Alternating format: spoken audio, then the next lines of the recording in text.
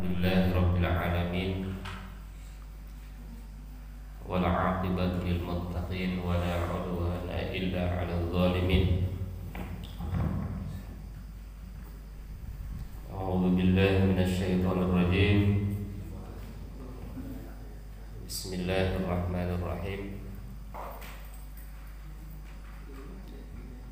Innamal mu'minuna idza dzukirallahu wajilat qulubuhum. Shadaqallahul azim.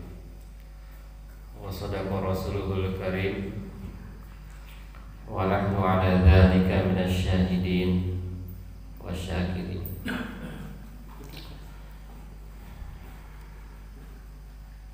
Puji dan syukur kita panjatkan kepada Allah Subhanahu wa taala. Salawat dan salam semoga tercurah kepada Nabi besar Muhammad sallallahu alaihi wasallam.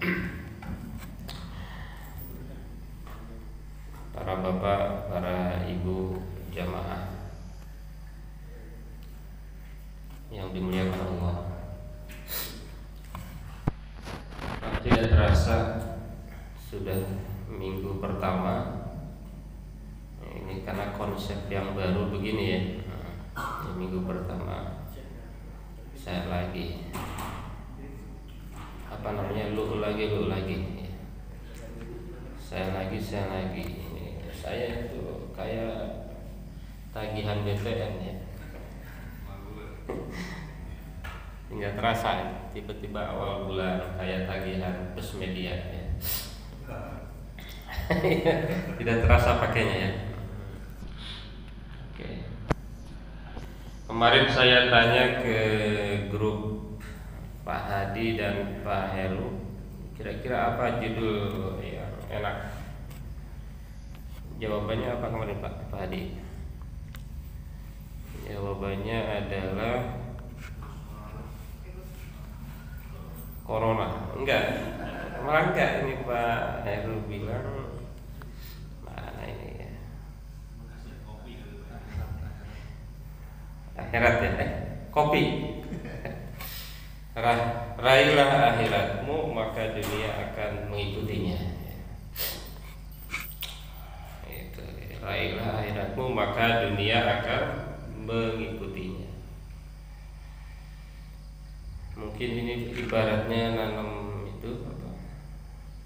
Yang lagi kita tanam itu namanya sambung nyawa, itu rumput pasti tumbuh kira-kira begitu. Cuma ini banyak yang kita kurang yakin ya. Jadi kalau akhiratnya bagus, pasti dunianya bagus kira-kira begitu ya. Tapi kalau dunianya bagus, akhirat belum tentu. Itu ya. Kalau kita nanam padi, rumput biasanya banyak. Tapi nanam rumput, padi nggak ada. Padinya nggak ada. Setahu saya, karena saya anak petani. Tahu begitu ya. Tapi orang tua saya agak aneh juga ya. Petani tapi anaknya nggak mau jadi petani. Maka saya mengikuti keinginan orang tua saya. Jadi karena petani itu, petani kampung ya, itu modal dan hasil gedean modal. Setahu saya begitu. Apalagi taninya itu yang dikerjain orang. Memang Bandi paham betul ya. Nyangkul sehari udah berapa ya. Orang tua saya itu kalau nanam padi biayanya 5 juta, pas panen 5 juta juga belum tentu. Gitu ya. Nyangkulnya aja, belum nengokin airnya, belum pupuknya. Tapi kan udah tradisi, jadi dilanjut aja sampai sekarang ya. Nggak tahu kalau petaninya udah modern mungkin lain lagi ya. Kalau temanya itu, tapi kita bahas dulu ya. Kalau temanya itu, maka hadis yang tepat itu ini hadis yang arba'in ya. Innamal a'malu bin niyat wa innamal likulli imri'in ma nawa. Faman kanat hijratuhu ilallahi wa rasulihi fahijratuhu ilallahi wa rasulih. Wa man kanat hijratuhu lidunya yusibuha aw imra'atin yankihuha fahijratuhu ila ma hajara ilaihi. Ini hadis tentang tadi bahwa kalau kita niatnya akhirat, dunia akan dapat. Tapi kalau niatnya dunia, akhirat tidak dapat. Seram juga ya. Seram ya. Menurut saya agak seram. Menurut Bapak Ibu nggak tahu seram apa enggak. Syarah hadisnya adalah innamal a'malu binniyat. Innamas sihhatul a'mal binniyat. Kalau nggak percaya ini kita share ke grup ya. Grup jamaah.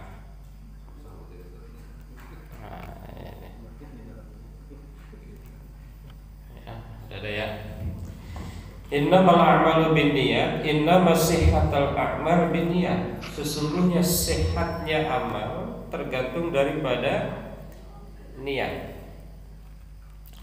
Jadi amal kita apapun itu, kalau niatnya tersesat maka tersesat.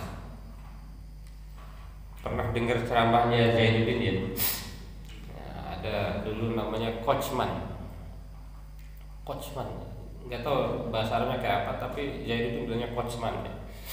Kata beliau, di zaman Rasulullah ada seorang sahabat yang ketika berperangnya itu semangat. Berperangnya itu paling depan. Tiba-tiba sahabat itu mati terbunuh. Lalu para sahabat yang lain kan kalau sekarang namanya gosip ya, ngobrol-ngobrol gitu kan, lagi nongkrong, sahabat bilang, wah Coachman ini pasti masuk surga Allah Subhanahu wa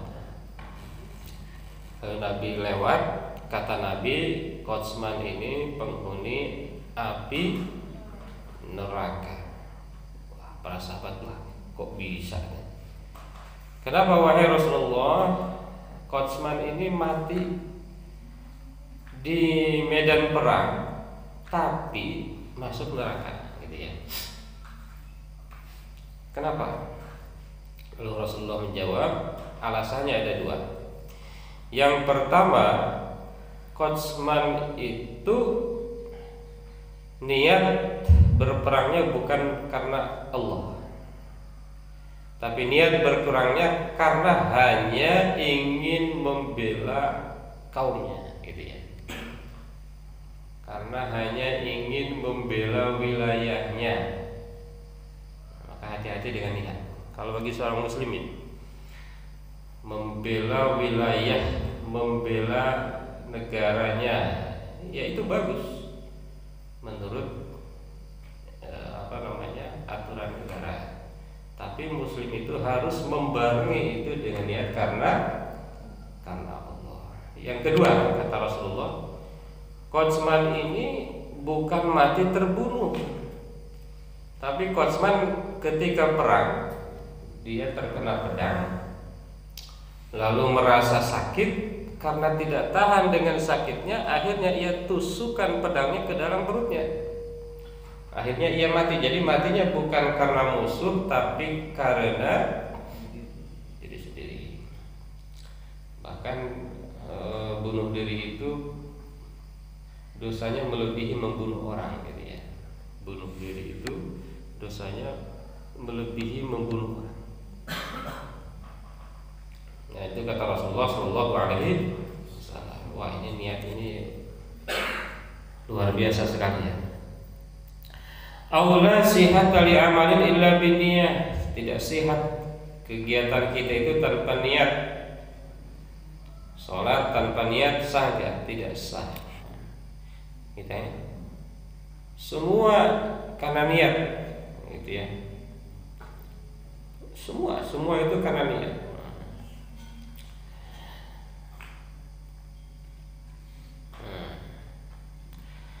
Wa inna malikulli mri'in, dan setiap manusia manawa itu tergantung daripada niatnya, mau baik mau buruk tergantung daripada niatnya.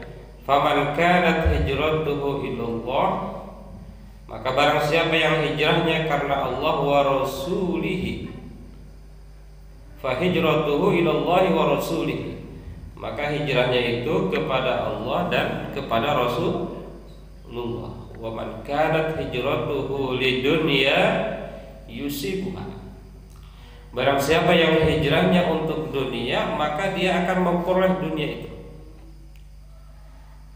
Datang ke masjid ingin dapat snack, ya dapat snack. Tapi kalau niat ke masjid ingin mencari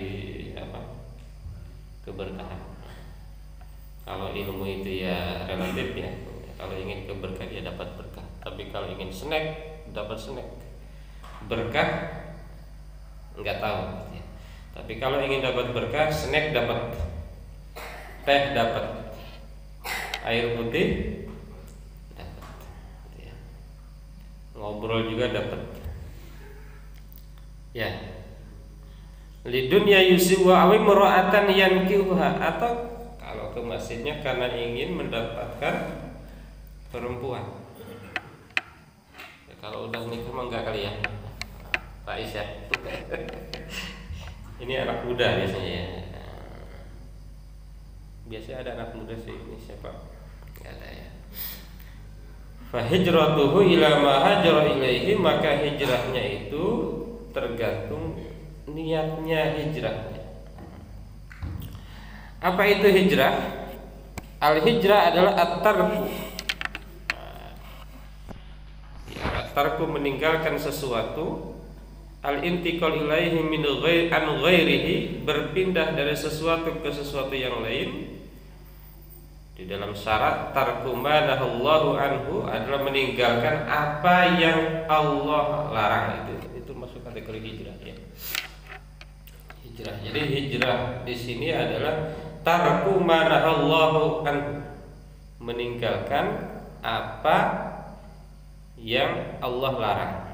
Ini yang dimaksud hijrah. Jadi ketika kita hijrah niatnya hati-hati. Artis-artis lagi hijrah ya.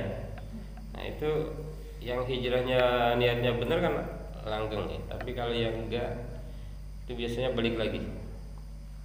Misalnya kerudungan, hijrah karena apa yang diniatkan tidak tercapai, balik lagi. Nah, gitu. Makanya hati-hatilah dengan niat. Nawawi, qala an-Nawawi, Imam Nawawi mengatakan, maknahu man qasada bi hijratihi wajh Allah, barang siapa yang berniat hijrahnya karena Allah, waqa ajruhu 'ala Allah, maka pahalanya ada pada Allah. Wa man qasada dunya aw imra'atan fa hiya hazzahu, maka barang siapa yang niatnya untuk dunia biar dapat uang, saya beribadah biar kaya, saya sholat duha biar rezekinya apa? Lancar, saya puasa biar sehat, ya kan? Saya apalagi olahraga itu masuk hijrah ya, niat ya? Mungkin masuk ya. Olahraga biar sehat. Wala nusibu lahu fil akhirah, wala nasiba lahu fil akhirah bisababi hadhil hijrah. Tidak ada bagian untuknya di akhirat disebabkan oleh karena hijrah ini. Serem juga ya. Jadi harus betul-betul karena Allah. Cuma gimana? Apakah mending hijrah tidak karena Allah, apa mending tidak hijrah? Gitu ya. Itu pertanyaan lagi. Kita sholat duha karena ingin dapat rezeki, atau tidak usah sholat duha? Yang mana yang benar? Sholat duha dulu nggak apa-apa, dipaksa ya. Paksa aja dulu. Nah, nanti keikhlasan itu akan berkembang sendiri. keikhlasannya akan berkembang sendiri. Sebab urudil hadis. Ini apa sebab turunnya hadis ini? Ini kenapa ada hadis ini? Dulu di zaman Rasulullah ada seorang laki-laki arada tazawwuj. Dia itu mengincar seorang perempuan. Arada tazawwuj mimra'atin yuqalu laha Qais. Dia ingin menikahi, dia tertarik, dia punya gebetan ya, namanya Qais. Fahajar, maka dia ikut hijrah min ajli dzalika. Ya kan? Min ajli zalika. Ini dalam riwayat Abdullah bin Mas'ud radhiyallahu anhu qala man hajara yanbaghi syai'an yabtaghi syai'an fa inna ma lahu dzalika hajara rajulun yatajawwaz imratan yuqalu lahu Qais fa kana yuqalu lahu muhajir Qais. Dulu ada seorang laki-laki yang hijrah ke Madinah bersama Rasul, dikenalnya muhajir Qais. Kenapa disebut muhajir Qais? Karena dia hijrah niatnya karena ingin mendapatkan Qais, gitu ya. Maka turunlah hadis ini dan menjadi jelas, gitu ya, bahwa hati-hati dengan niat. Apa faidah dari hadis ini? Faidah hadis ini yang pertama, an-niyat mahalluha al-qalb. Niat itu tempatnya di hati. Jadi kita nggak bisa menghukumi orang ya niat baik apa buruk ya, nggak bisa, termasuk ya ustadz atau penceramah juga kan nggak bisa dicek juga ya. Makanya ke ustadz atau siapapun jangan terlalu mengkultuskan gitu ya, mengkultuskan seseorang terlalu ya, karena setiap orang itu selain Rasulullah ya, pasti ada kekurangannya ya. An-niyat mahalluha al-qalbu wal lafdhu biha bid'ah, dan mengucapkan niat itu adalah bid'ah. Waduh, ini gimana maksudnya nih? Gimana nih Pak Hadi? Oh, bid'ah. Kalau saya bilang bid'ah itu artinya ini untungnya ngerti bahasa Arab ya. Bid'ah itu artinya kreatif. Kullu bid'atin dolalah. Setiap yang kreatif itu tersesat. Ya, kalau kreatifnya itu dalam sholat, dalam ibadah makhluk. Misalnya sholat subuh tambahin jadi 3 rakaat. Itu bid'ah namanya. Orang kalau nggak ngerti kan bid'ah itu apa ya? Serem itu. Kullu bid'atin dolalah. Bid'ah itu artinya adalah kreatif. Di dalam pendidikan itu adalah taksonomi Bloom kan. Yang paling tinggi dari manusia itu adalah al-ibda, bid'ah, kreatif. Jadi kalau belajar itu ada 6 level. Yang pertama adalah mengingat. Kalau hanya mengingat itu masih level 1. Ya, mengingat. Kalau yang level 2 memahami, level 3 menerapkan, level 4 menganalisis, level 5 mengevaluasi, level 6 mengkreasi. Nah, ini level 6 al-bid'ah. Gitu ya. Bagaimana melapatkan niat? Kalau untuk membantu nggak apa-apa. Misalnya kita sholat pakai usolli, nggak apa-apa. Yang nggak boleh itu berantem, ada yang usolli, ada yang enggak. Nggak apa-apa, mau usolli mau enggak terserah. Yang penting dalam hatinya. Usolli tapi hatinya nggak ada, itu yang nggak benar. Usolli fardhu subhi rakaataini ma'muman lillahi ta'ala, tapi hatinya nggak ada, itu nggak benar. Tapi kalau yang benar itu adalah yang paling penting itu dalam hati. Saya niat salat subuh 2 rakaat karena mau melapatkan mau enggak terserah. Itu ya. Yang kedua, anna madarul a'mal, ini faidah hadisnya, anna madarul a'mal ala niat, bahwa porosnya amal itu niat. Mau sah mau enggak Mau rusak mau enggak, mau sempurna mau enggak, mau kurang mau enggak, ya tergantung niat. Yang ketiga, di dalam hadis fil hadis isyaratul man aradal ghanimah sahih al-azimah wa man aradal mawahib as-saniyah akhlasaniyah. Gitu ya. Barang siapa yang ingin mendapatkan banyak, ya niatnya dulu yang baik ya. Yang keempat adalah umur bimaqasidiha, bahwa segala sesuatu tergantung maksudnya ya.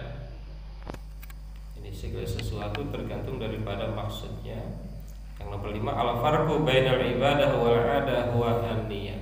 Beda antara ibadah dan adat kebiasaan itu adalah niat. Gitu ya. Mau dianggap hal biasa atau dianggap ibadah ya tergantung niat. Yang keenam, anda niatul mu'min tablughu ila haitsu yablughu 'amalu. Niat seorang mukmin itu sama dengan amalnya. Jadi amal itu berarti setengah ya. Jadi amal itu bergantung pada niat. Jadi setengah amal setengah niat. Niat doang nggak ada amal nggak bisa juga. Amal doang tanpa niat juga nggak bisa. Nomor 7, annal insan yu'ta 'ala niyatihi ma la yu'ta 'ala 'amalihi. Bahwa manusia itu diberikan pahala oleh Allah tergantung niatnya dan tidak hanya bergantung ma la yu'ta 'ala 'amalihi, dan tidak bergantung kepada amalnya. Jadi niat itu sangat menentukan. Walaupun nanti setelah itu ya ada amalnya. Makanya ke depan saya ingin nulis ini Pak, rubrik pahala. Rubrik pahalanya. Saya pernah nulis dulu, boleh dicek di Google. Matematisasi pahala Ramadan, ada itu. Ternyata nulis di Republika enggak selalu dibayar Pak. Dan saya dibayar atau enggak? Nah, yang belum saya tulis namanya ini apa tadi, rubrik pahala. Kan pahala itu ada yang tergantung tadi, ada yang tergantung manfaat ya. Khairun nas anfa'uhum linnas. Misalnya pahala yang bermanfaat, apa paling bermanfaat kan? Bermanfaat. Yang kedua, pahala itu tergantung masyaqqah kan. Nah, kita harus gabungkan tuh. Jadi kalau orang miskin dia nyumbang 10.000 itu pahalanya bisa sama sejutanya orang kaya, kira-kira begitu. Dari satu sisi kan. Tapi di sisi lain, ketika nyumbang manfaatnya besaran mana? Besaran yang 1 juta atau besaran yang 10.000? Kalau 10.000 itu ngasihnya ke orang yang kelaparan, manfaatnya tinggi. Kalau 1 juta ngasihnya ke Sandiaga Uno, nggak ada gunanya, ya kan? Nggak ada gunanya. Maka ada sebuah cerita kan, ada seorang kiai yang ahli dalam beribadah. Ini nama juga cerita ya. Satu waktu dia pergi ke hutan, sholat, ibadah itu berarti apa? Sholat, zakat, puasa, haji. Waktu itu belum ada corona ya, gitu ya. Dia pergi ke hutan berburu. Kalau di sini berarti ke puncak berburu. Di tengah jalan dia, karena sudah jam 12 siang, dia lapar, makan roti. Rotinya ada 5 lah rotinya ya. Udah habis 4, belum kenyang ya dia. Mau ngabisin yang kelima, ternyata ada burung apa itu, gagak ngambil itu roti. Ngambil roti, terbang. Apa yang terjadi? Waduh, ini kok aneh juga nih, kok burung gagak bisa gitu ya, bisa ngambil roti. Ini burung gagak kotak nih. Maka makannya roti. Lalu dia kejar tuh sama tukang buru itu kan, karena dia terbiasa, dia cari dia burungnya kemana. Ternyata burung itu turun di sebuah lembah, dan lembah itu sangat serem, jurang ya, lembah itu jurang. Lalu dicarilah oleh kiai tadi. Ternyata di jurang itu ada seorang yang diikat, badannya diikat, mungkin habis dibegal ya, dan orang itu dikasih roti oleh burung tadi, dikasih roti dan akhirnya hidup, bisa makan. Beberapa kemudian kiai itu mati, meninggal ya, dan temannya sesama kiai bermimpi. Ini kan mimpi, dalilnya mimpi ya, nggak usah terlalu percaya juga sih karena mimpi ya. Lalu dalam mimpi itu ternyata kiai yang tadi masuk ke dalam neraka. Karena masuk ke dalam neraka, maka kiai kan protes, wahai malaikat, ini kenapa saya masuk ke dalam neraka, padahal saya rajin kuliah subuh.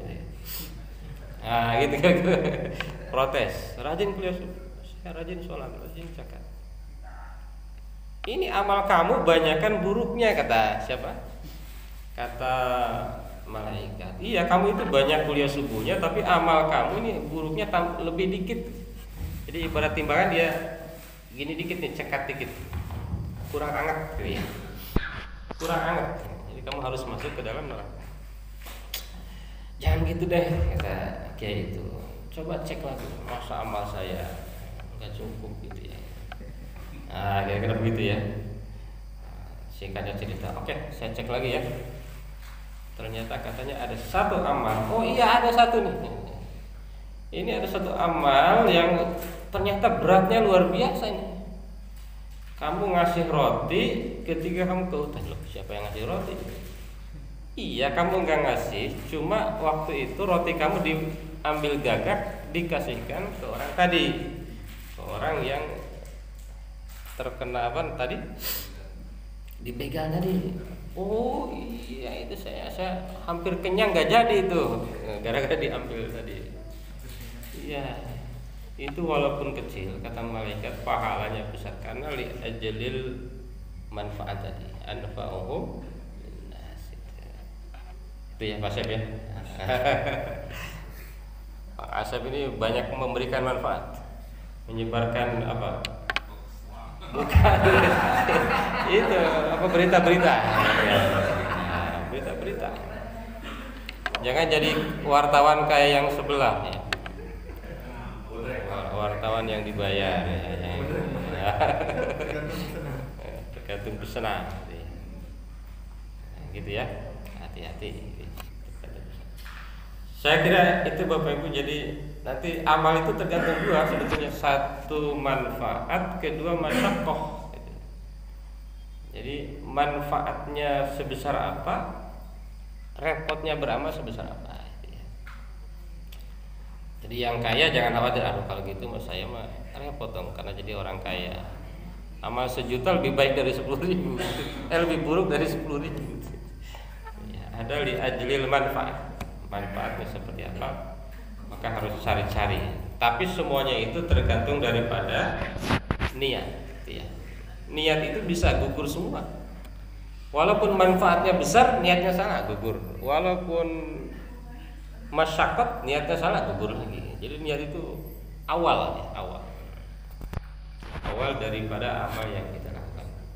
Para bapak, para ibu, jamaah yang berbahagia, mungkin itu yang bisa disampaikan. Mudah-mudahan bermanfaat, khususnya untuk saya pribadi, umumnya untuk kita semua. Mudah-mudahan ada manfaatnya. Terima kasih. Wassalamualaikum warahmatullahi wabarakatuh.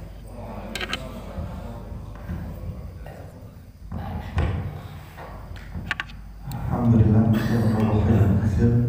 pada guru kita Pak Ustaz Aswan yang kembali mengingatkan kita semua bahwa ternyata memang niat itu memang sering dilalaikan. Bahkan kalau misalnya pribadi, kalau misalnya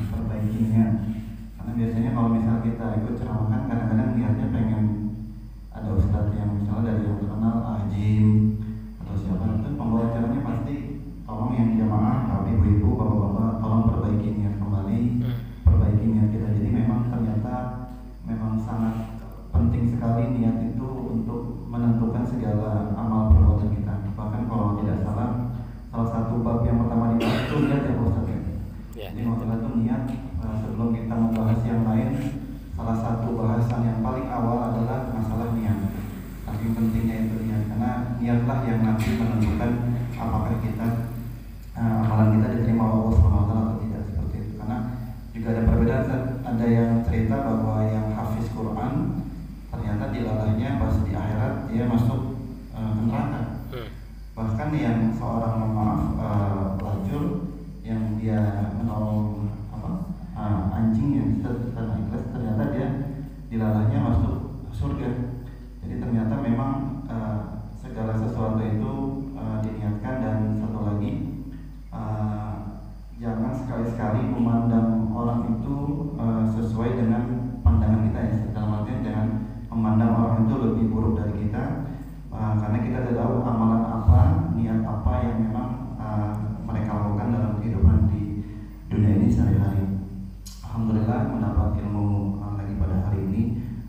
Mudah-mudahan apa yang kita dapatkan dari Pak Ustadz Arfan pada hari ini bisa kita amalkan pada kehidupan sehari-hari. Entah itu kita niat dalam bekerja, niat dalam istirahat pun, niat dalam berolahraga dari Ustadz, bisa kita terapkan dalam kehidupan sehari-hari. Yang penting adalah niat kita lillahi ta'ala, karena terlalu diingatkan terus dalam sholat kita yang membaca doa iftitah, inna sholati wa nusuki wa mahyaya wa mamati lillahi rabbil alamin. Jadi mudah-mudahan apa yang kita ucapkan dalam setiap sholat kita bisa praktekkan dalam kehidupan sehari-hari. Dan namanya kita sebagai manusia pasti sering lupa, maka dari itu marilah kita sering-sering memperbaiki niat. Apabila kita ingin melakukan sesuatu, niatkanlah hanya untuk Allah Subhanahu wa Ta'ala, sehingga apa yang kita raih dapat semuanya. Dunianya insya Allah kita dapat, dan akhiratnya pun insya Allah kita dapat. Mungkin selanjutnya dari Pak Ustadz Farhan ada yang disampaikan Ustadz.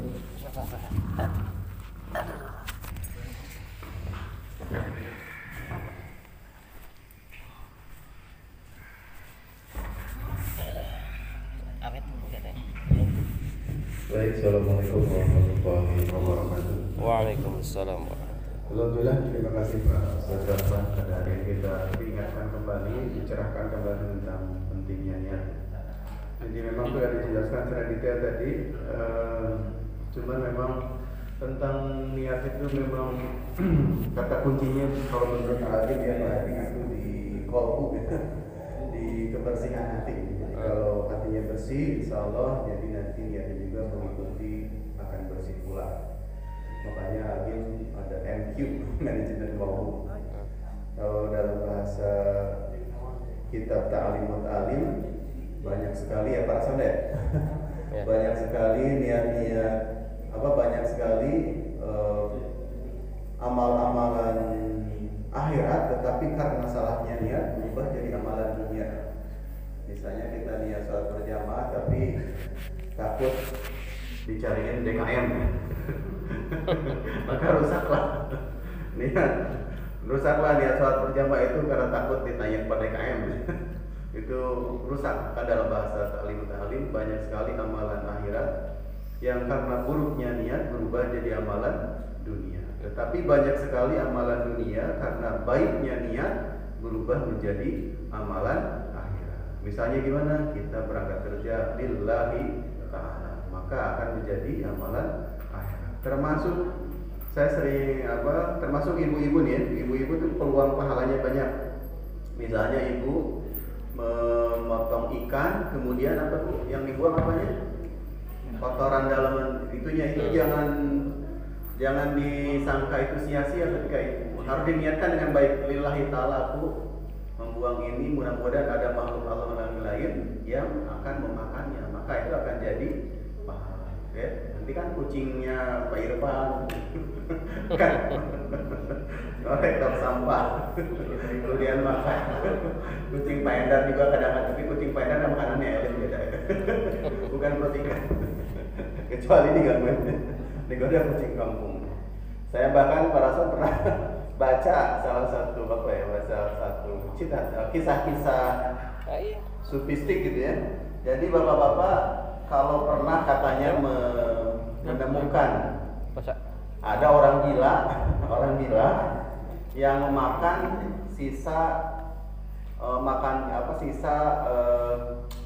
semangka yang kita makan. Ini kebiasaan buruk.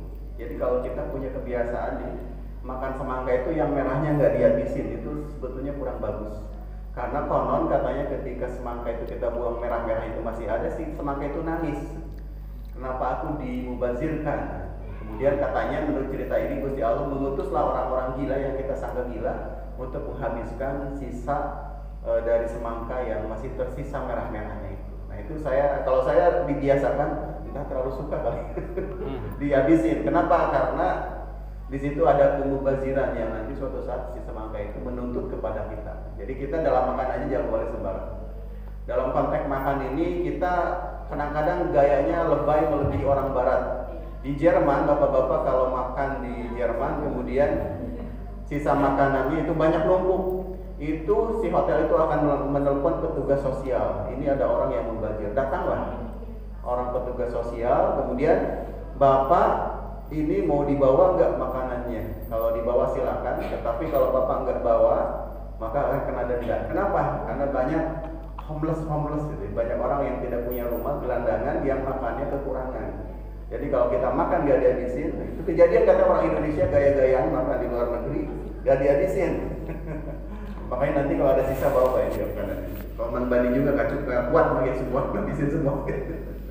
Itu ya, jadi pentingnya bagaimana kita berniat. Makanya niatkan ketika membuang sampah atau apa yang di situ ada unsur makanan, nyebutinnya adalah aku niat memberikan makan kepada makhluk. Tadi bagus sekali contoh dari Ustaz Rasman. Ada seekor burung ngambil bukan sisa ya rotinya, ternyata kalau dihilaskan malah menjadi wasilah kita menjadi ridhonya Allah untuk memasukkan kita dalam surga. Saya pikir itu ya sudah sangat bagus. Selanjutnya ini terkait virus. Saya mengharapkan nanti Mang Badi mungkin bisa lebih meningkatkan fungsi dari vakum ya, terutama ini Mang yang depan ini. Kalau ini kan sering divakum, kalau itu nanti virusnya gantian, virus Paraswan, virus saya, virus Pak Enda, virus Pak Tommy, ngumpul di situ semua. Jadi mungkin suatu saat sih. Jadi ngerinya di situ ya. Kemudian ini juga sekali-kali ini. Kalau kita disinfektan itu apa ya? Pak Gunawan nggak ada ya. Kalau ada sih pesan aja disinfektan itu apa. Karena kan ini himbauan langsung dari Ketua Dewan Masjid di Indonesia bagaimana ibadah tanyama tidak menjadi sumber dari penyakit. Cuman saya sedihnya di situ disebutin orang yang flu nggak boleh masuk masjid.